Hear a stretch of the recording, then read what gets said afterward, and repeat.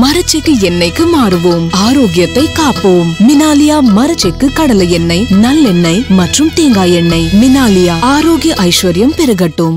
இந்து சமய அறநிலைத்துறை என்பது வசூல் ராஜாவாக மட்டுமே செயல்படுகிறது. இது நான் என்னுடைய வார்த்தை இல்லை. I am quoting as it is from the words of the Madras High Court. இப்ப இவங்க நிர்வாகம் செய்யறது இன்னைக்கு 47,000 கோயில். 47,000 கோயில்ல 35,000 கோயிலுக்கு ஒருவேளை விளக்கேற்றத்துக்கு கூட வழி இல்லாம அதுக்கெல்லாம் 2 லட்சம் ரூபாய் டெபாசிட் போட்டு அந்த வட்டியிலேருந்து நடத்திக்கங்கன்னு பண்ணியிருக்காங்க. சரியான வருமானம் இல்லாத கோயில்னா எடுக்க மாட்டாங்க. அதே இந்த கோயிலுக்கு சார் 20 ஏக்கர் இருக்குது சார், அங்கே அந்த இதுக்கு 4 கடை இருக்குது சார்னா அடுத்த நாளே வந்து எடுப்பாங்க. ராமேஸ்வரம் கோயிலில் அந்த கோயிலுக்கு சைஸுக்கு உங்களுக்கு 9 அர்ச்சகர்கள் மற்றும் துணை அர்ச்சகர்கள் 18 பேர் இருக்கணும்னு சட்டம் சொல்கிறது. ஆனால் அங்கே இருக்கிறது 4 அர்ச்சகர்களும் 12 துணை அர்ச்சகர்கள் தான் இருக்காங்க. ஸோ கணக்கே கம்மியாக இருக்காங்க. அது கூட இல்லை. அந்த கோயிலுக்கு எவ்வளோ வருமானம் இருக்குன்னு நினைக்கிறீங்க? ஆண்டு வருமானம் 92 கோடி ரூபாய். செத்து போன யானை பேரில் மண்டபம் கட்டுறேன்றாங்க. அப்படிலாம் செலவு கணக்கு எடுத்திருக்காங்க. இந்த 3 மாதத்தில் மாத்திரம் 2300 கோடி ரூபாய்க்கு டெண்டர் போட்டிருக்காங்களாம். உதாரணமாக கபாலீஸ்வரர் கோயிலுக்கு 2 கோடி ரூபாய்க்கு லைட்டிங், கோபுர லைட்டிங். இது ஸ்ரீரங்கத்துக்கு 7 கோடி என்னமோ லைட்டிங். இதெல்லாம் அந்த கோயிலுக்கு என்ன லாபம், பக்தர்களுக்கு என்ன லாபம், என்ன செலவு பண்ணால் என்ன இது. அதுக்கு அடுத்தது பக்தர்கள் வசதிக்காக திருத்தணியில் 93 கோடி என்னமோ செலவு. இப்போ எவ்வளவு சம்பளம் கொடுக்குறாங்கன்னு பார்த்தால் 0 பைசாலேருந்து 5,000 ரூபா கூட பெரிய அர்ச்சகர்களுக்கு கூட சம்பளம் கிடையாது. தட்டில் வரதை பார்த்துக்கணும். இப்படியே அப்பாயின்மெண்ட்டே லெட்டர்லேயே அப்படி இருக்குன்னு காட்டினதாக அவர் சொன்னார். நடக்கிறத விட நீங்கள் இப்போ ஒரு தூண் எத்தனை இருக்கோ அதை விட அதிகமாக உண்டியில் வைக்கிறாங்க. வசூல் பண்ணுறது ஒன்று தான் வேலைன்னு வச்சுருக்காங்க. மிக அதிகபட்சம் 180 நாள், அதாவது 3 மாதத்துக்கு ஒரு மீட்டிங் அரங்காவலர் போட்டு இந்த 3 மாத செலவு கணக்கெல்லாம் பார்க்கணும். அதிகபட்சம் 6 மாதத்துக்கு மேலே கண்டினியூவே பண்ணக்கூடாது. ஆனால் இதில் தக்காரை கேட்க அப்போ நீங்கள் அரங்காவலர் போடல. ஸோ நீங்கள் பண்ணியிருக்கிறதே இல்லீகல். அப்படியே அவங்க வருமானத்தை ஃபோக்கஸ் பண்ணி போது இவங்களுக்கே இப்படி ஒரு விதிமுறைகளை விதிக்கணும். தட்டில் உள்ள கடைசி எடுக்கக்கூடாதுன்னா அது எப்படி? நீங்கள் ஒரு கோயில் நல்லா நடந்தால் தான் நாங்கள் நீங்களும் போவோம். அந்த மாதிரி இருந்தால் கூட்டம் குறைஞ்சி போய் கெட்டு போயிடும். இப்போ எப்படி 35,000 கோயில் வந்து 10,000 ரூபாய் கீழே போச்சு? சரியான குருக்கள் இல்லாமல் சரியான பூஜை இல்லைன்னா கொஞ்சம் கொஞ்சமாக பால் அடைஞ்சிடும். பால் அடைஞ்சு போனால் அந்த சொத்துக்கள் எல்லாம் கழக கண்மணிகள் எடுத்துக்கலாம். கோயில் பாலடைஞ்சு போச்சுன்னா அந்த 600 ஏக்கர் எவனோ எடுத்துப்பான். அதுக்கப்புறம் அதுக்கு ஒரு ஃபேக் நேமை போட்டுக்கிட்டு பட்டா பண்ணிடுவாங்க. ஒரு 1000 ஏக்கர் கொண்ட டி எஸ்டேட் உட்பட 1000 கோடி மதிப்பு டி எஸ்டேட் உட்பட எல்லாத்தையும் ஒருவர் பழனி கோயிலுக்கு கொடுத்தார். இன்னைக்கு வரைக்கும் அது பழனி கோயில் பேர்லாம் மாற்றப்படலை. இந்து அறநிலைத்துறை என்பது கொடியவர்களின் கூடாரமாக ஆயிடுச்சு. இன்னும் சொல்ல போனால்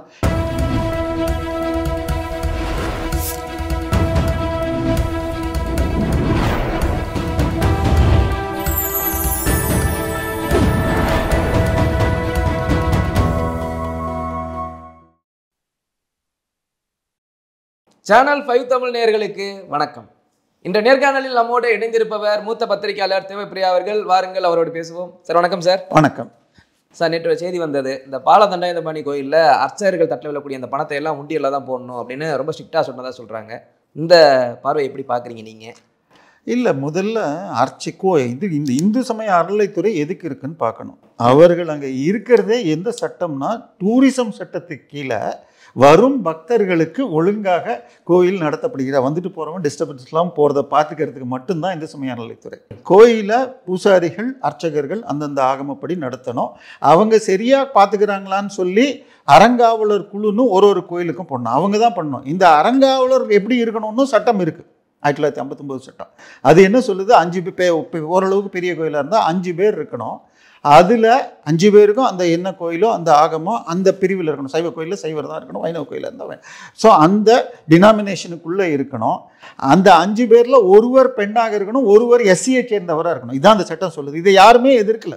ஸோ இங்கே டிஸ்கிரிமினேஷனே கிடையாது. இவங்க உடனே ஜம்முக நீதி அது இதுன்னு ஏதோ வந்தால் அதெல்லாம் எதுவுமே இல்லை. ஸோ இப்போ இவங்க நிர்வாகம் செய்யறது இன்றைக்கி 47,000 கோயில். 47,000 கோயிலில் 35,000 கோயிலுக்கு ஒருவேளை விளக்கேற்றத்துக்கு கூட வழி இல்லாமல் அதுக்கெல்லாம் 2 லட்சம் ரூபா டெபாசிட் போட்டு அந்த வட்டியிலேருந்து நடத்திக்கங்கன்னு பண்ணியிருக்காங்க. 2 லட்ச ரூபா டெபாசிட் போட்டால் 7.5%க்கு 15,000 ரூபா வரும். ஒரு நாளைக்கு 30 ரூபா வரும். ஒரு நாளைக்கு 30 ரூபாவில் கூட்டி பெருக்குவீங்களா? எண்ணெய் விளக்கேற்றுறதுக்கு எண்ணெய் வாங்குவீங்களா? ஐயருக்கு எதாவது பண்ணுவீங்களா? என்ன பண்ணுவீங்க? பூ வாங்குவீங்களா? என்ன பண்ண முடியும்? ஸோ இப்போ ஒரு நல்ல கோயில் இருந்தால் தான் இவங்க எடுப்பாங்க. நீங்கள் உங்கள் வீட்டு பக்கத்தில் ஒரு கொஞ்சம் சரியான வருமானம் இல்லாத கோயில்லாம் எடுக்க மாட்டாங்க. அதே இந்த கோயிலுக்கு சார் 20 ஏக்கர் இருக்குது சார், அங்கே அந்த இதுக்கு 4 கடை இருக்குது சார்னா அடுத்த நாளே வந்து எடுப்பாங்க. இப்படி எடுத்தது தான் இன்றைக்கி இந்த மாதிரி ஆயிருக்கு. அதுவும் வருமானத்தை பார்த்து தான் எடுக்கிறாங்க. நீங்கள் ஹெச்ஆர்என்சி வெப்சைட்டில் போனீங்கன்னா ஏபிசிடின்னு பிரிச்சிருக்காங்க. ஏன்னா 10 லட்சத்துக்கு மேல், பின்னா இப்படின்னு இருக்குது. ஸோ இந்த இப்போ அவங்க பிரிக்கிறதே கேட்டகரி வைஸ் தான். டியில் வருது 10 லட்சத்துக்கு கீழ், ஆண்டு வருமானம் 10,000க்கு கீழ், 10,000க்கு கீழே இருக்கிறது 35,000 கோயில். ஸோ அப்போ நீ எடுத்துருக்கிறது 47,000, அதில் கிட்டத்தட்ட 5,000 கோயில் இவங்க வந்து அப்புறம் எடுத்தது. ஸோ 47,000 கோயிலில் 35,000 கோயில்னா 3ல் 2 பங்கு, 4ல் 3 பங்கு, 75% கோயில்கள் வருஷத்துக்கு 10,000 கூட வரல. ஸோ இப்படி நிரூபிக்கிறான். சரி, நிறையா வருமானம் வருது, அந்த கோயிலையாவது நல்லா பண்ணுறாங்களா? ஒரு 3 மாதத்துக்கு முன்னாடி ஒரு வழக்கு, என்னுடைய கைடு அண்ட் ரொம்ப நெருங்கிய நண்பரான யானை ராஜேந்திரன் போட்ட வழக்கு. ராமேஸ்வரம் கோயிலில் அந்த கோயிலுக்கு சைஸுக்கு உங்களுக்கு 9 அர்ச்சகர்கள் மற்றும் துணை அர்ச்சகர்கள் 18 பேர் இருக்கணும்னு சட்டம் சொல்கிறது. ஆனால் அங்கே இருக்கிறது 4 அர்ச்சகர்களும் 12 துணை அர்ச்சகர்கள் தான் இருக்கு. ஸோ கணக்கே கம்மியாக இருக்குது. அங்கே ஒரு சன்னதிக்கு ஒரு அர்ச்சகர் இருக்கணும், 4 பேர் இருந்தால் ஒருத்தர் லீவு போடலான்னு எக்ஸ்ட்ரா வேற இருக்கணும். ஆனால் அது கூட இல்லை. அந்த கோயிலுக்கு எவ்வளோ வருமானம் இருக்குன்னு நினைக்கிறீங்க? ஆண்டு வருமானம் 92 கோடி ரூபாய். ஸோ ஹெச்ஆர்என்சி பற்றி ஹைகோர்ட் சொன்ன வார்த்தை, இந்து சமய அறநிலைத்துறை என்பது வசூல் ராஜாவாக மட்டுமே செயல்படுகிறது. இது என்னுடைய வார்த்தை இல்லை. I am quoting as it is from the words of the Madras high court. So இதுதான் அவங்க பண்ணுற வேலையாக இருக்குது. அடுத்தது, அப்படி வர வருமானத்தை எப்படி செலவு பண்ணலாம்? பில்டிங் கட்டிக்கிட்டே போனால் அதில் 40% எடுக்கிறாங்கன்னு சொல்கிறாங்க. நமக்கு தெரிஞ்சு அவங்க சொல்கிற சைஸுக்கும் கட்டுற அளவுக்கும் பார்த்தா தெரியாது. செத்து போன யானை பேரில் மண்டபம் கட்டுறேன்றாங்க. அப்படிலாம் செலவு கணக்கு எடுத்திருக்காங்க. இப்போ போன வாரம் திரு டிஆர் ரமேஷ் அவர்கள் ஒரு பேட்டியில் இந்த 3 மாதத்தில் மாத்திரம் 2,300 கோடி ரூபாய்க்கு டெண்டர் போட்டிருக்காங்களாம். உதாரணமாக கபாலீஸ்வரர் கோயிலுக்கு 2 கோடி ரூபாய்க்கு லைட்டிங்காக, கோபுர லைட்டிங். ஸ்ரீரங்கத்துக்கு 7 கோடி என்னமோ லைட்டிங். இதெல்லாம் அந்த கோயிலுக்கு என்ன லாபம், பக்தர்களுக்கு என்ன லாபம், என்ன செலவு பண்ணால் இது? அதுக்கு அடுத்தது பக்தர்கள் வசதிக்காக திருத்தணியில் 93 கோடி என்னமோ செலவு. கோயில் பக்தர்கள் பக்தியை வளர்க்குறதுக்கு மாத்திரம்தான் பண்ணணும். இந்த ஆட்சி வந்த உடனே 10 கோயிலிருந்து நாங்கள் காலேஜ் திறக்கிறோன்னு ஆரம்பித்தாங்க. அதை எதிர்த்து வழக்கு போட்டப்போ கோயில் பணம் என்பது பக்தியை வளர்க்குறதுக்கு தான் பண்ணணுன்ட்டாங்க. ஆனால் 4 காலேஜை அவங்க ஏற்கனவே அட்மிஷனுக்கு கால்ஃபார் பண்ணதுனால அதை மாத்திரம் நடத்திக்கங்கன்னாங்க. அதை கொடுத்தப்பவே ஹைகோர்ட் என்ன சொன்னாங்க, நீங்கள் இது வரைக்கும் கொடுத்துருக்கிற அட்வர்டைஸ்மெண்ட்டில் இருக்கிற கோர்ஸ் எல்லாம் பிகாம் பிஏ தான் இருக்குது, ஆர்ட்ஸ் காலேஜ் எல்லாமே. ஆனால் எதுலேயுமே பக்தி ஓரியன்டாக இல்லை. பக்தர்கள் கோயிலுக்கு கொடுத்த பணத்தில் நடத்தினா அதுக்கு பாடம் வச்சு கட்டாயமாக அதுலேயும் தேர்வு வரணும்னாங்க. ஆனால் இது வரைக்கும் தேக்கலை. நீங்கள் இப்போ இந்து சமய அறநிலைத்துறை ஒரு மாநாடு போட்டாங்களே, அகில உலகமா என்னது முருகர் மாநாடு. அதில் தீர்மானத்தில் இந்து சமய அறநிலைத்துறை நடத்தும் பள்ளி கல்லூரிகளில் பக்தி, அப்போ நீ 3 வருஷத்துக்கு முன்னாடி கொடுத்த தீர்ப்பை இன்னைக்கு வரைக்கும் பண்ணல. இப்போ இந்த விஷயத்துக்கு வந்துடும். இப்போ எவ்வளவு சம்பளம் கொடுக்குறாங்கன்னு பார்த்தால் 0 பைசாலேருந்து 5,000 ரூபா கூட பெரிய அர்ச்சகர்கள் கூட சம்பளம் கிடையாது. திரு ஹெச் ராஜாவுடைய பேட்டி, என்னுடைய பேட்டிக்கு நினைவு சரின்னு சொன்னால், இது மதுராந்தகம் ஏரிகாத்தராமர் கோயிலுக்கு அவர் போயிருந்தப்ப ஒரு புதுசாக 2-3 பேர் இருந்தாங்க. அவர் போன முறை என்னங்க புதுசு அப்பாயின்மெண்ட், ஆமாம் எவ்வளோ சம்பளம்னு கேட்டால் நில் அப்படின்னாங்க. சம்பளம் கிடையாது, தட்டில் வருதை பார்த்துக்கணும். இப்படியே அப்பாயின்மெண்ட்டே லெட்டர்லேயே அப்படி இருக்குன்னு காட்டினதாக அவர் சொன்னார். ஸோ இப்போ 2,000 ரூபா வச்சுட்டு இன்றைக்கி யாராவது இருக்க முடியுமா? இதுதான் நிலைமை.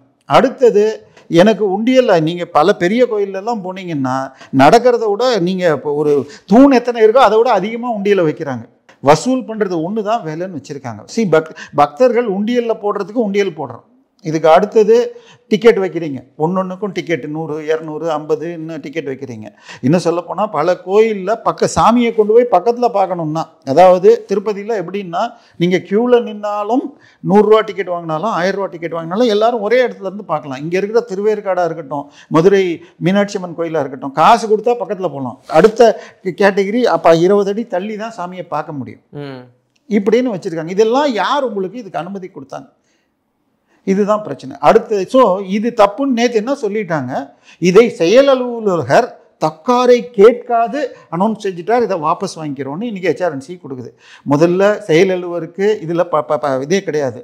தக்கார்னா யாருன்னு சொன்னால், அறங்காவலர் போடலைன்னா அவருக்கு பதிலாக தற்காலிகமாக பார்ப்பதற்கு போடப்படுபவர் தக்கார்.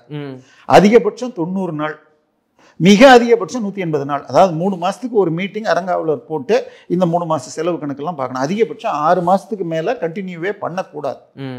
ஆனால் இதில் தக்காரை அப்போ நீங்கள் அரங்காவலர் போடல, ஸோ நீங்கள் பண்ணி இருக்கிறதே இல்லீகல். ஸோ இது எதுக்கு இது வருது? இது முதல் முறை இல்லை. ராமேஸ்வரம் கோயிலுக்கு நான் போயிருந்தேன். அங்கே இருக்கிற போலீஸ்மேன் எல்லாம் எங்கிட்ட தட்டில் போடாதீங்கன்னு சொன்னாங்கன்னு சோபனா ரவி அவர்கள் ட்வீட் பண்ணி இப்போ 3 மாதம் முன்னாடி வைரல் ஆச்சு. நம்ம இது இப்போ நியூஸ் ரீடராக இருந்தாங்க, அவங்க போட்டது வைரல் ஆச்சு. ஸோ இது எல்லாருக்கும் தெரியும்.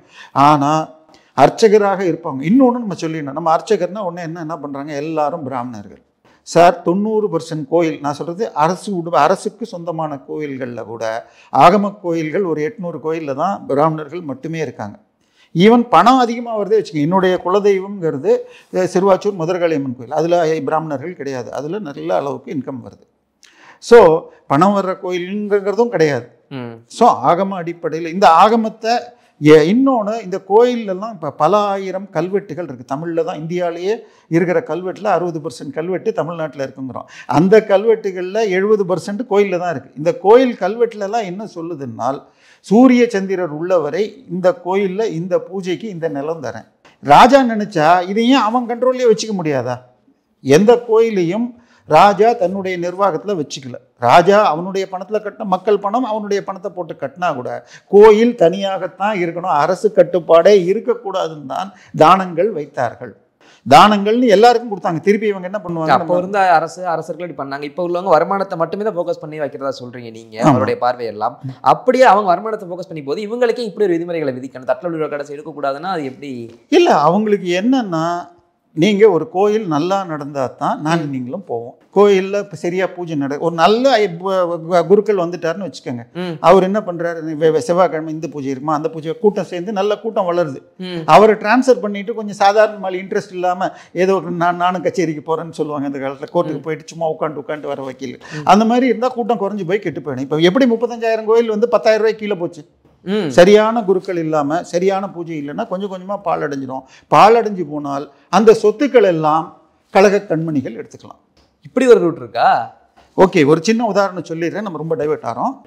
இங்கேருந்து திண்டிவனம் போகிற வழியில் வலது பக்கம் பாபுராயன்பேட்டைன்னு ஒரு கோயில், அது நாயக்கர் காலத்து கோயில். அந்த ஊருக்கு பேரே அங்கே இருக்கிறது ஒரு பெருமாள் கோயில், பூலோக வைகுண்டம்னு பேர். 19 ஏக்கர் கோயில். கோயிலில் எல்லா இதுவும் சன்னதிகளும் பாலடைஞ்சு கிடக்குது. அம்பாள் சன்னதி பாலடைஞ்சு, இது பெருமாள் சன்னதியிலேயே அம்பாளை கொண்டு வந்து வச்சுருக்காங்க. அது ஓரமாக சிவலிங்கம் வச்சுருக்கு. ஊரில் ஒரு பெரிய சிவன் கோயில் இருந்திருக்கு, அது எங்கே இருக்குன்னே இப்போ ஊர்லேயே யாருக்கும் தெரியல, எல்லாம் 400 வருஷ கதை. இப்படி இந்த பாலடைஞ்சிருக்கு. என்னடான்னா, அந்த அதுக்கு பரம்பரை அரங்காவலர் உண்டு. அவர் வந்து மெட்ராஸில் இருந்துட்டார். அவருக்கு 2 பசங்க. அவங்களுக்குள்ள தகராறில் இவர் இங்கேருந்து அங்கே போகலை. கொஞ்சம் கொஞ்சமாக பாலடைஞ்சிச்சு. இவ்வளோ பாலடைஞ்சிச்சேன்னு 2015 வாக்கில் அதுக்கு 600 ஏக்கர் லேண்ட் இருக்குது. அதில் ஒரு 120 ஏக்கரை எடுத்து சென்னையை தமிழகத்தை சேர்ந்த ஒரு பெரிய கல்வி நிறுவனத்துக்கு லீஸுக்கு கொடுக்குறாரு. உடனே இந்து அறநிலைத்துறை உள்ள நுழைஞ்சிச்சு. நீ என்கிட்ட பர்மிஷன் வாங்காமல் எப்படி கொடுத்த அப்படின்னு அவங்க எடுத்துக்கிட்டாங்க. வழக்கு நடந்துச்சு. மோஸ்ட்லி இந்து அறநிலைத்துறை ஜெயிச்சதுன்னே வச்சுக்கோங்க. அப்பீல் பெண்டிங்கில் இருக்குது. ஆனால் இன்னைக்கு வரைக்கும் அந்த கோயில் கட்டப்படலை. இப்போ அந்த 120 ஏக்கர் எடுத்தாங்க பாருங்கள். அதில் அவங்க அக்ரிகல்ச்சர் காலேஜ் நடத்தி பலமாடி ஹாஸ்டல் வச்சு கட்டிட்டு இருக்காங்க. அப்போ 120 ஏக்கருக்கு ஒரு ஸ்கொயர் ஃபீட்டுக்கு ₹1. ஒரு ஏக்கர்னா 43,560 ஸ்கொயர் ஃபீட்டு. அப்போ ஒரு ஏக்கருக்கு ஒரு ஸ்கொயர் ஃபீட்டுக்கு ₹1 வாடகை போட்டு 10 வருஷம் வாடகை போட்டாலே பல கோடிகள் வரணும். இதை எதிர்த்து ஒரு வழக்கறிஞர், நல்ல பிரபலமான வழக்கறிஞர் வழக்கு போட்டு 2020 சென்னை உயர்நீதிமன்றம் 3 மாதத்தில் இது பண்ணிவிட்டு கும்பாபிஷேகம் பண்ணணும் அப்படின்னு சொல்லி தீர்ப்பு கொடுக்குது. 2022 அவர் கண்டெம்ட்டுக்கு போனார் செய்யலன்ட்டு. இப்போ 24 இது துறை ஆணையர் அமைச்சருக்கு கீழே அவர் நேரடியாக வந்து செய்யணும்னு சொல்லி இப்போ அந்த வேலைகள் நடந்துக்கிட்டு இருக்கு. ஸோ 600 ஏக்கர் கொண்ட ஊர் முழுக்க பாபுராயன்பேட்டைன்னு தான் அந்த ஊர் பேரே. பாபுராயன் என்பவர் தான் அந்த கோயிலையும் கட்டினவர். ஸோ அந்த பூலோக வைகுண்டம்னு சொல்லப்படுற அந்த கோயில், இதுதான் எல்லா கோயிலுடைய நிலையம். கோயில் பாலடைஞ்சு போச்சுன்னா அந்த 600 ஏக்கர் எவனோ எடுத்துப்பான். அதுக்கப்புறம் அதுக்கு ஒரு ஃபேக் நேமை போட்டுக்கிட்டு பட்டா பண்ணிவிடுவாங்க. ஒரு 1000 ஏக்கர் கொண்ட டீ எஸ்டேட் உட்பட 1000 கோடி மதிப்பு டீ எஸ்டேட் உட்பட எல்லாத்தையும் ஒருவர் பழனி கோயிலுக்கு கொடுத்தார். இன்றைக்கி வரைக்கும் அது பழனி கோயில் பேரில் மாற்றப்படலை. ஏன்னா அதுக்கப்புறம் அவர் மாற்றிக்கிட்டாரா இல்லை இவங்க காசு வாங்கிட்டு பண்ணாங்களான்னு தெரியாது. இப்போ கோயிலுடைய அர்ச்சகர்கள் இதில் பெரும்பாலான கோயில்கள், நான் சொல்கிறது வருமானம் உள்ள கோயில்கள்னு தமிழ்நாட்டிலேயே நம்பர் 1 பெரிய கோயில்னா சைவர்களுக்கு சிதம்பரம், வைணவர்களுக்கு ஸ்ரீரங்கம். ஆனால் முதல் 2ல் அது கிடையாது. முதல் வருமானம் பழனி, 2வது வருமானம் சமயபுரம். அதுவும் விஞ்சி எல்லா காசும் சேர்த்து தான் வருது. ஸோ அதனால இது காசுனால கணக்கு கிடையாது, இவங்களுக்கு வருமானம் ஒன்று தான் பார்க்குறாங்க. சரி, இன்னொன்று எடுத்து இதில் குற்றாலத்தில் தான் ஒரு கோயில், அந்த கோயிலில் உங்களுக்கு பேப்பர் கட்டிங்கே அனுப்புகிறேன் நான். அதில் சுவாமிக்கு பிரசாதம் பண்ணுற அறையில் அந்த அரிசியோட எலி விட்டைகள் கலந்துருந்துச்சு. இப்போ ஏன்னு கேட்டால் பில்டிங்கில் கொஞ்சம் கொஞ்சமாக லீக் ஆகி உள்ளே வருதுன்றாங்க. இன்றைக்கி நீங்கள் ஐடி கட்டினீங்கன்னா வாடகைக்கு பில்டிங் விட்டுருந்தீங்கன்னு வச்சுக்கோங்க, உங்களுக்கு வாடகை இப்போ மாதம் 2000 ரூபா வாடகைன்னே வச்சுக்கோங்க, கம்மியாகவே எடுத்துப்போம். 20,000 ரூபான்னா அதில் 25% மெயின்டெனன்ஸுக்கு நீங்கள் கழிச்சிக்கலாம் அந்த இன்கமில். இதே சட்டம் அறநிலையத்துறையிலையும் இருக்குது. ஸோ மொத்த இன்கமில் 25% அந்த கோயிலை மெயின்டைன் பண்ணுறதுக்கு செலவு பண்ணணும்னு சொல்லி அது எதுவுமே பண்ணலை. இவங்களுடைய ஒரே நோக்கம் எப்படி எப்படி செலவு பண்ணலாம். அதில் அதாவது நீங்கள் கோயிலேருந்து 12% மொத்த ஆண்டு வரவு செலவு கணக்கில் 12% மெயின்டெனன்ஸ் அக்கௌண்ட்டுன்னு எடுக்கிறாங்க. இன்னொரு 4% ஆடிட் அக்கௌண்ட்டா. ஆடிட்டு 0.5% கூட எடுக்க மாட்டாங்க. இப்போ உங்கள் கம்பெனிக்கெல்லாம் கேட்டிங்கன்னா ஆடிட்டர் 0.5% 1/4% கூட எடுக்க மாட்டாங்க. ஆனால் கவர்மெண்ட்டு 4% எடுக்குது. ஆனால் அதுவும் யார்? அவங்களும் HRNC எம்ப்ளாயி. இப்போ ஒரு தீர்ப்பு 2021 ஒரு தீர்ப்பு கொடுத்தாங்க மெட்ராஸ் ஹைகோர்ட்டு. அதில் தனியார் ஆடிட் பண்ணணும்னு கொடுத்தாங்க. இவங்க என்ன பண்ணிட்டாங்க, நேற்று வரைக்கும் இவங்க ஆஃபீஸில் உட்கார்ந்தவங்களை எடுத்து இன்னொரு கவர்மெண்ட் ஆஃபீஸில் உட்கார வச்சு இது தனியார் ஆடிட்டாங்க. HRNC ஆடிட்டரை இப்போ லோக்கல் ஃபண்ட் ஆடிட்ஸ்னு மாற்றிட்டாங்க. அது லோக்கல் ஃபண்ட்ஸ்னால் இது உள்துறைன்னு சொல்லிட்டு. ஸோ இதுவும் அவங்களே தான். ஆனால் இதையுமே ஏற்றுப்போம், ஆடிட் பண்ணுறவங்களாம் நல்ல அதிகாரிகள். கடந்த ஒரு 20 வருஷத்தில் ஆடிட் அப்ஜெக்ஷன்ஸ், ஐயா நீ 500 ரூபான்னு செலவு எழுதியிருக்க, இதுக்கு 500 ரூபா ஆகாது 50 ரூபா தான் ஆகும் அப்படிங்கிறதெல்லாம் இதுக்கு பேர் ஆடிட் அப்ஜெக்ஷன் பேர். இது மாதிரி எவ்வளோ இருக்கும்னு நினைக்கிறீங்க? சும்மா ஒரு கேஸ் பண்ணுங்க. தமிழக இந்து அறநிலைத்துறை கோயில்களை ஆடிட் செய்த ஆடிட்டர்கள் கணக்கு ரீதியாக தவறு உள்ளது அப்படின்னு சுட்டி காட்டினது எவ்வளோ இருக்குன்னு நினைக்கிறீங்க? 18 லட்சத்துக்கும் அதிகமாக இருக்கு. லட்சத்துல போயிருச்சா? 18 லட்சம் அப்ஜெக்ஷன்ஸ். அதுல உள்ளுக்குள்ள பண இன்வால்மெண்ட்டை பார்த்தா பல 100 கோடிகள் போகும். இதுதான் நிலைமை. அதாவது இந்து அறநிலைத்துறை என்பது கொடியவர்களின் கூடாரமாக ஆயிடுச்சு. இன்னும் சொல்ல போனால் இப்ப இருக்கிற அமைச்சர் இல்லை, யார் வந்தாலும் உள்ள இருக்கிறவங்க அதை கண்ட்ரோல் பண்ணல. அப்ஜெக்ஷன் 18 லட்சம் சொல்றீங்களே, இப்போ கோயிலுக்கே 1000, நான் சொல்றேன் 1000ன்றது ஒரு கோயிலுக்கே வரும் போலயே. அதுதான் இப்போ 47,000 கோயில், அதில் 20,000 கோயில் கூட பெரிய பணம் ஆடிட் பண்ணுற அளவுக்கு இருக்காது. அதுதான் சொல்கிறேன். ஒரு விஷயம் உங்களுக்கு புரியறதுக்குன்னு சொன்னால், எங்கள் அப்பா இல்லை எல்எஃப்ல இருந்தார். அவர் என்ன பண்ணுவார்னா போய் ஆடிட் பண்ணார். ஒரு பர்டிகுலர் ஆசிரமம்னு நினைக்கிறேன். அந்த ஆசிரமத்தில் போனால் செலவு கணக்கு, நான் சொல்கிறது ஒரு 30 வருஷத்துக்கு முன்னாடி. அந்த ஆசிரமத்துக்கு போகிறப்ப 40 வருஷமே இருக்கும். ஆசிரமத்துக்கு போகிறப்ப அவங்க செலவு கணக்கில் காந்தி ஜெயந்தி அன்னைக்கு வடை போட்டோம் அப்படின்னு சொல்லிட்டு எண்ணெய் 5 லிட்டர் வாங்கணும்னு ஒரு கணக்கு எழுதியிருக்காங்க. நான் சொல்கிறது 1985, 90, 80களில். ஸோ அப்படி எழுதியிருந்தாங்க. அவருக்கு எங்கள் அப்பா பார்த்துட்டு, நீ பருப்பு வாங்கின கணக்கே வரலையே, அப்போ நீ என்ன வாங்கினது பொய் அப்படின்னு ஒரு சின்ன உதாரணத்துக்கு சொல்கிறேன். இது மாதிரி ஒரு விஷயத்தையும் ஆடிட்டர் கூர்ந்து பார்த்தால் பார்க்க முடியும். இந்த மாதிரி அப்ஜெக்ஷன் 18 லட்சம் அப்ஜெக்ஷன், இதில் சில பல கோடி. இப்போ நீங்கள் இப்போ பேட்டி எடுக்கிறீங்கன்னா 20 நிமிஷத்துக்குள்ளே முடிக்கணும் சாருங்கிறீங்க, மேலே ஒரு 5 நிமிஷம்னா அட்ஜஸ்ட் பண்ணுவீங்க. இல்லைன்னா அவங்க எடிட் பண்ணுறப்ப கட் பண்ணிடக்கூடும்.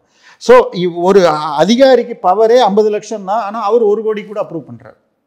இந்த மாதிரி எல்லாம் நடந்திருக்கு. பல 1000 கோடிகள், அதாவது 2Gயில் 1,76,000 கோடின்னோம்.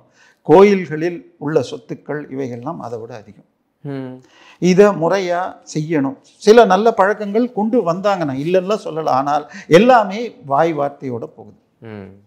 இப்போ அடுத்தது பார்க்கணும் சார், கோயிலை காப்பாற்றுற வேலை யாருது? HRNC. இது கொஞ்ச நாள் முன்னாடி உங்களுக்கு ஞாபகம் இருக்கும், அதுக்கு பேர் என்ன, திருச்சி பக்கத்தில் திருச்செந்துறைங்கிற கோயிலே எங்கள் இடத்துல இருக்குது அப்படின்னு வக்ஃப் போர்டு சொல்லிச்சு.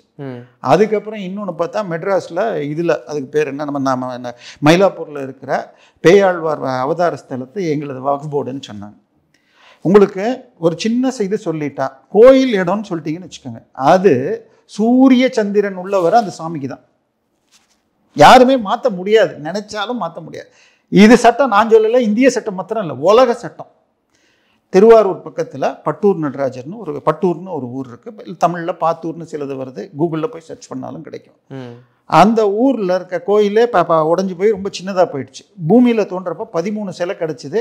அதில் இருக்கிற நடராஜரை மாத்திரம் யாரோ வாங்கிட்டு போய் 500 ரூபாய்க்கு விற்று கடைசியில் எங்கேயோ போய் கனடாலேருந்து லண்டனுக்கு வந்துடுச்சு.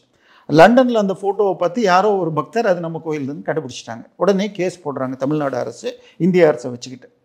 ஸோ அந்த ஒரு சிலையை மீட்கிறதுக்காக இங்கேருந்து இந்த 12 சிலையும் எடுத்துகிட்டு போய் இது அதோடைய ஒரு கனெக்ஷன் தான் ப்ரூவ் பண்ணி அடியில் இருக்கிற மண்ணெல்லாம் மேட்ச் ஆகுதுன்னு வருது. ஆனால் இந்த சிலையில் மாத்திரம் வேற மண் இருக்குன்னு வர, அதுக்கப்புறம் அந்த நடராஜர் சிலையில் இருந்த சிலந்தி கூடுடைய பல வருஷமாக அந்த சிம்பல் இந்த மண்ணில் தான் வரும்னு தமிழ்நாட்டை சேர்ந்து சந்திரசேகரங்கிற ஒரு ஃபோரன்சிக் எக்ஸ்பர்ட் ப்ரூவ் பண்ண கடைசியாக இந்த கோயில் தான் ஒத்துக்கிட்டாங்க. அப்போ அந்த இவன் கேட்குறான், லண்டன் மியூசியம்காரன் கேட்குறான், ஐயா எனக்கு விற்றது கனடாக்காரன், இது நான் வந்து சட்டப்படி இவ்வளவு லட்ச ரூபா கொடுத்து வாங்கியிருக்கேன், நான் எதுக்கு திருப்பி கொடுக்கணும் அப்படின்னு கேட்குறாங்க. அப்போ தமிழக அரசின் சார்பாக இந்து சமய அறநிலைத்துறை சார்பாக அன்னைக்கு தொல்லியல் துறை இயக்குனராக இருந்தது பேரறிஞர் நாகசாமி. அவர் என்ன பண்ணுறார், 20,000 கல்வெட்டுகளில் இருக்கிற வாசகம் சூரிய சந்திரன் உள்ளவரை இந்த கோயிலுக்கு இந்த விளக்கு ஏற்றுவதற்கு இந்த தானம், இந்த கோயிலுக்கு இந்த பூஜை நடப்பதற்கு இந்த தானம்னு இருக்குது. ஸோ சூரிய, அதாவது இன்னொன்று நான் சொல்ல விட்டுட்டேன், அதுக்கு கோயிலில் இருக்கிற விக்கிரகம் அப்படிங்கிறது அறிவற்றவர்கள் கல்லுன்னு சொல்லுவாங்க. கல்லை கண்டா நாயை காணும்னா நீ உன் மனசில் கல்லா பார்த்தா உனக்கு கிடையாதுன்னு அர்த்தம், நீ நாயா இருக்குன்னு அர்த்தம். சரியா? உங்களுக்கு உலக சட்டப்படி, நான் சொல்றது இந்திய சட்டப்படி, உலக சட்டப்படி நித்திய பூஜை நடக்கும் கோயில் விக்கிரகம் என்பது உயிருள்ள மனிதன், எவர் மைனர், ஜூரிஸ்டிக் பர்சன் எவர் மைனர். இது வேர்ல்டு ஃபுல்லாக ஏற்றுக்கப்பட்ட சட்டம். இந்த சட்டத்தை கோட் பண்ணி அப்படி இருக்க சூரிய சந்திரர் உள்ளவரை இந்த கோயில் சொத்து திருப்பி வரணும் அப்படின்னு சொல்லி பட்டூர் நடராஜர் கேஸில் நம்ம தமிழக அரசு ஜெயிச்சிச்சு. இதை வச்சு தான் இன்னைக்கு உலகத்தில் இருக்கிற எல்லா சிலைகளையும் மீட்டுக்கிட்டு இருக்கோம். பொன்மாணிக்கவேல் வந்து மீட்டப்பட்ட சிலைகள் எல்லாமே இப்போ அதுக்கப்புறம் மீட்கிறது எல்லாமே இந்த சட்டத்தில். அயோத்தி தீர்வும் இதன் அடிப்படையில் தான் வந்துச்சு. கோயிலே இல்லைன்னா கூட அந்த இடம் அந்த ராமருக்குத்தான் சொந்தம்னு அந்த இடத்தில் தான் பிறந்தாருங்கிறதையும் அக்யூரேட்டாக நிரூபித்தாங்க. ஏன்னா அதையும் நான் இப்போ சொல்லினா விளக்கிடுறேன். அதாவது இவங்க என்ன பண்ணாங்கன்னா முஸ்லீம் சைட்லேருந்து ஒரு கேள்வியை வச்சாங்க, சரையு நதியிலிருந்து இத்தனை தூரத்தில் அவர் பிறந்தார்னு ஸ்கந்த புராணத்தில் அயோத்தி காண்டம்ங்கிற அயோத்தி மகாத்மியம்ங்கிறதுல இருக்குது அப்படின்னு சொல்லி, இது வந்து அதற்கு எதிர்பக்கம் இருக்குது, அதனால இது பொய் அப்படின்னு முஸ்லீம் தரப்பு கோட் பண்ணாங்க. உடனே அந்த ஃபுல் ஸ்லோகத்தை எடுத்து அதுக்கு சரியான அர்த்தம் கொடுத்து அது இங்கே தான் வருதுன்னு விளக்குனாங்க. உடனே கோர்ட்டில் நீதிபதி கேட்குறார், நீங்கள் சம்ஸ்கிருதம் சொல்கிறீங்க, நீங்கள் ஒரு அர்த்தம் ஒன்று சொல்வீங்க, அவர் இன்னொரு அர்த்தம் சொல்வார், கரெக்டாக எனக்கு விளக்கணும், வேறு வழி இருக்கான்னு. இருக்குங்க, எப்படி கல்வெட்டு இருக்கு அப்படின்னாங்க. உடனே என்னடான்னா பிரிட்டிஷ் காலத்தில் சரையு நதியிலிருந்து ஒரு படித்துறை நீர்நிலைக்கு ஒரு கல்வெட்டு வச்சு 147 கல்வெட்டுகள் வச்சுருக்காங்க. இதில் 100வது கல்வெட்டு பக்கத்தில் இது வருது அப்படின்னு சொல்கிறாரு. இது நான் எப்படி ஏற்றுக்கிறது? உடனே பிரிட்டிஷ் காலத்தில் ஒரு புக் எழுதி இதையெல்லாம் மேனுவலாக போட்டிருக்காங்க. இதை காட்டி அதில் 100வது கல்வெட்டில் விக்னேஸ்வர்லேருந்து இத்தனை அடியில் இருக்குது அப்படின்னு. இங்கே விநாயகர் கோயில் இல்லை, அங்கே வந்து நீர்நிலையும் இல்லை, கோயில் இல்லை, இங்கே ஒரு விநாயகர் சிற்பம் இருக்குது, அதுக்கு கீழே ஒரு கிணறு இருக்குது, நீர்நிலை படித்துறை ரெண்டும் கணக்கு, இதிலேருந்து இத்தனை தூரம் போட்டால் சரியாக அந்த டோம்பு இருக்கிற நடு டோம்பு இருந்த இடத்துல தான் ராமர் அவங்க எதை கோட் பண்ணாங்களோ முஸ்லீம் தரப்பு இல்லைன்னா அதை நிரூபித்தாங்க.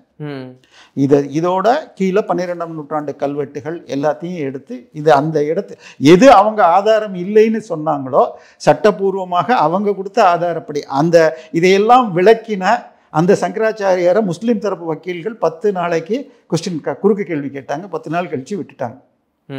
ஸோ இது நடந்தது முழுக்க சட்ட ரீதியாக, வரலாற்று ரீதியாக, புராண ரீதியாக அந்த இடத்துல தான் பிறந்தார். ஏன்னா இவங்க திருப்பி ஏதாவதுன்னா அயோத்தின்னு சொல்லிட்டு இருப்பாங்க. அயோத்தி தீர்ப்பு எந்த விதத்திலும் நம்பிக்கை அடிப்படையில் கொடுக்கப்படல, ஆதாரங்கள் அடிப்படையில் தான் கொடுக்கப்பட்டது. இன்னொன்று, அலகாபாத்தில் நடக்கிறப்ப இது ஏற்கனவே நடந்த தொல்லியல்லாம் நீங்கள் அங்கே கோயில் அடியில் இருக்கலான்னு சொல்கிறீங்களா அப்படின்னு, இல்லை இன்னொரு தடவை வேணால் தோண்டலாமான்னா தோண்டலான்னு சொன்னாங்க முஸ்லீம் தரப்பு. அதுக்கப்புறம் ஜிபிஆர்எஸை வச்சுக்கிட்டு தோண்டி பார்த்தா 12ஆம் நூற்றாண்டுலேருந்து 64 தூண்கள் ஒரு இதெல்லாம் கிடச்சிருக்கு. ஸோ எல்லாமே சட்டப்பூர்வமாக தான் நடக்குது. ஸோ அதனால இப்போ சூரிய சந்திரன் உள்ளவரை கோயிலுக்குரிய சொத்தை இப்போ எப்படிங்க வந்து திருச்செந்துறை ராஜேந்திர சோழன் கோயிலை வந்து தர்காக்காரன் கேட்டுக்க முடியும்? இன்னொன்று, இந்த வக்ஃப் போர்டு சட்டத்தில் என்ன இருக்குன்னு சொன்னால், இப்போ நான் இங்கே சேனல் 5 ஆஃபீஸில் இருக்கிறேன், இதை நான் தானம் கொடுக்க முடியுமா யாருக்காவது? முடியாது. அவங்க யூசர் கேன் கிவ் இட்னு இருக்குது சட்டத்தில். அவங்க இந்த லீஸுக்கு கூட இருக்க வேண்டாம். யூசர்னால் என்ன அர்த்தம்? நான் ஒரு நாள் இங்கே வந்து உட்காந்தா கூட, அதாவது ஓனர் கொடுக்கறதுக்குன்னா ரைட்டு, ரொம்ப 25 வருஷம் லீஸில் இருக்கேன், 2 வருஷத்தில் வந்துட்டேன், நீங்கள் நான் மிச்ச பீரியட் நீ இருக்குன்னு கொடுக்கலாம். பை யூசர்னு ஒரு வார்த்தை இருக்குது. இந்த யூசர்னால் என்ன அர்த்தம்? நடந்து போகிறவங்களாம் வரணும், ட்ரெஸ்பாசர் எல்லாரும் இதையெல்லாம் திருத்தணும்னு சொன்னால் தான் எதிர்க்கிறாங்க. ஸோ இப்போ இந்த சட்டமாக இருக்கட்டும், இந்த திருச்செந்தூர், இன்னொன்று சொல்லப்போனால் இவங்க இதையெல்லாம் செய்ய முகமதிய தரப்பு செய்ய இன்னைக்கு இந்தியா ஃபுல்லாக அந்த திருச்செந்தூரை பற்றி பேசினதுனால தான் அந்த சட்டம் ஜெயிச்சிருக்கு. அதே தான் திருப்பி இது பேயாழ்வார் கோயில் தான். ஸோ இது கோயில் வந்துருச்சுன்னு சொன்னால் அதற்கு அரசாங்கமோ மக்களோ கொடுத்த நிலத்தில் பின்னாடி யார் ஆக்கிரமிச்சாலும் செல்லாது. ஓகே சார், எங்களுடைய பல்வேறு கேள்விகளுக்கு உங்கள் நேரத்தை ஒதுக்கி பதில் நம்பிக்கிறோம். நன்றி, தொடர்ந்து பேசுவோம்.